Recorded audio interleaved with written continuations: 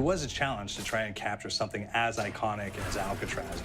You know about this. This is arguably the most famous prison in the world, and now you're in it. Just the space, the physicality of it, because it's quite claustrophobic. When modern-day prisons are designed, they really consider not intimidating people or making the spaces, as least stressful as possible. Well, Alcatraz didn't suffer from those restrictions. They did the research, they went out, studied Alcatraz, not just from books or internet. They were actually there to feel the environment, so it really sets a mood that gets you a little spooked. Well, we kind of started with the base layout of Alcatraz. The entire island we ended up roughing out in kind of a white box form, and then figuring out what play spaces we wanted to use out of that, what would be the most interesting areas to play in, and the connections between spaces, and spaces that the public doesn't necessarily get to go into. We really did a lot of pushing to really enhance that psychological horror aspect that we're really looking for. And this is a really good opportunity to really tell something special. Like I got stuck right through the gates to hell! This time around, I feel like it's been identified that there are these side missions that you're going to go out and try to accomplish. Al and the rest of the groups put together this escape plan, but the point is to get the parts and assemble this plane so they can get off the island. We did something new for the first time. We have actually contextual music that goes off. So that's a first for zombies. And it's all based around this horror thriller aspect. Every location will have a specific stinger that you hear when you find it, when you discover it, when you start unraveling the story. We start building on the music that you're hearing, and it's really enhancing that experience and going along with it in parallel.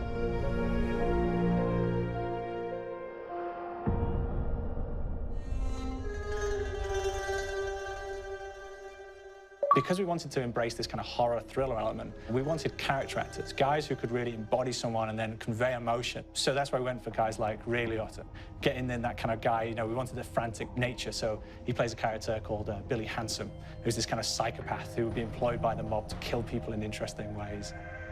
Chaz Palminteri, he plays a guy called Sal DeLuca, an old mob boss. Michael Madsen playing Finn O'Leary. He's kind of worked himself from the floor, from the streets. He's got his hands dirty and the blood and the guts a couple of times. And then we had Joe Pantoliano, and he plays Arthur Arlington, who's nicknamed the Weasel. Those guys, they bring a quality and a subtlety and timing that you can't really identify or try to recreate. Bring it on! Dirtbags! You start off in the afterlife mode, and that's just going to be what's going on. You're going to try to solve the mystery from the second you start. Afterlife, to me, brings a new element, like a new puzzle element. It forces me to think a little bit more or look for the clues or kind of think of zombies on a slightly deeper level. You see clues throughout the map that tell you, ooh, perhaps if I'm in the afterlife, I can interact with this object, or there's some puzzle going on here that I need to be in the afterlife. Back east, I whacked a dirty dentist with one of these. Took forever, too. Alcatraz has a Civil War kind of fort background before it turned into a penitentiary. And so we had this kind of backstory, the idea that the warden would have collected Civil War weaponry. One of them is a blundergat. It's a fictional weapon, but the idea of the combination between a blunderbuss and a Gatling gun. And possibly, there might be a way of upgrading it to a more fantastical weapon that the players may find. You all gotta go sometime? You just went now. There's one main zombie, one big zombie that's going to come through and wreak havoc on your life.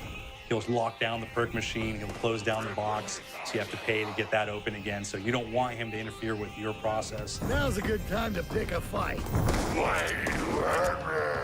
It's a fun challenge. It keeps things moving forward. In terms of perks, we have a new perk called Electric Cherry.